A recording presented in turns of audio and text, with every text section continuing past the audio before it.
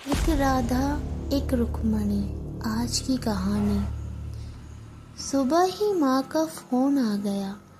कुमुद, मैंने तेरे लिए एक रिश्ता पसंद किया है, बता किस दिन उनसे मिलने चल सकती है। माँ, मुझे नहीं करनी है शादी। तुम मेरे लिए लड़के देखना बंद कर दो ना प्लीज। 35 की तो हो गई है बेटा।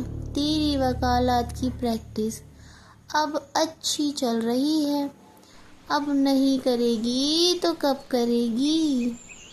जल्दी से बात खत्म करके कुमुद अपने ऑफिस की तरफ चलने लगी। मन में सोच रही थी, माँ भी ना सुबह सुबह मूड खराब कर देती हैं। ऑफिस में घुसते ही अपना काला कोट उतार कर कुर्सी के पीछे टांगते हुए सामने कुर्सी पर बैठी अपनी क्लाइंट को देख रही थी। सुलोचना नाम था। उम्र 55 के लगभग होगी। वो बोल रही थी, पिछले महीने मेरे पति की मृत्यु हो गई। हम पर एक औरत ने दावा किया है कि उसके मेरे पति के साथ संबंध थे और उनका एक 5 साल का बेटा भी है। अब वो मुझसे पैसे मांग रही है।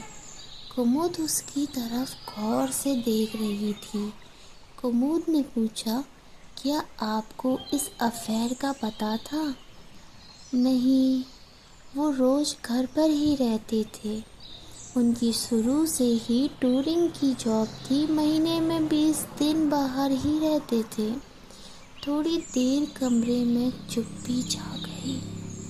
फिर सुलोचना बोलने लगी, हम कॉलेज में साथ थे। पहले दोस्त थे, बहुत अच्छे दोस्त। फिर शादी की। मुझे लगता था कि हम साथी हैं, पर अब लगता है जैसे मैंने उन्हें बिल्कुल नहीं जानती। इतनी बेवकूफ़ कैसे हो सकती थी मैं? पर मेरे और बच्चों की तरफ उन्हें प्यार कभी कभी कम नहीं होने दिया। थोड़ा रुककर सुलोचना बोली, मैं बच्चों को नहीं बताना चाहती। वो भी मेरी तरह ज़िंदगी भर अपने पिता को धोखेबाज समझेंगे।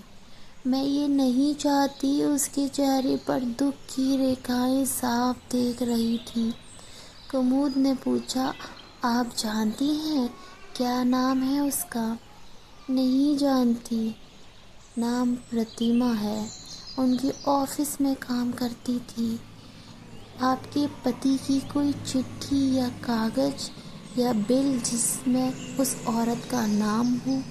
सुलोचना बोली, नहीं, उन्होंने कभी बिल नहीं बनाया। कहते कहते उसकी आंखें भर गईं। कुमुद को केस समझ आ गया था, पर उसे लड़ेगी कैसे? सुलोचना का पक्ष कैसे समझ आएगा कुमुद को? वो खुद उस प्रतिभा की जगह जो खड़ी थी। वो बच्चा नहीं था, पर पिछले 5 साल से रवि के साथ उसका भी तो वही संबंध था। हे कृष्ण, ये क्या लीला रच रहे हो आप? राधा को रुक्मणी की वेदना क्यों दिखा रहे हो? क्या कुमुद इस केस को खत्म कर पाएगी, समझ पाएगी? क्या सुलोचना को न्याय मिलेगा? आइए दूसरे पार्ट में इसकी वेदना सुनते हैं।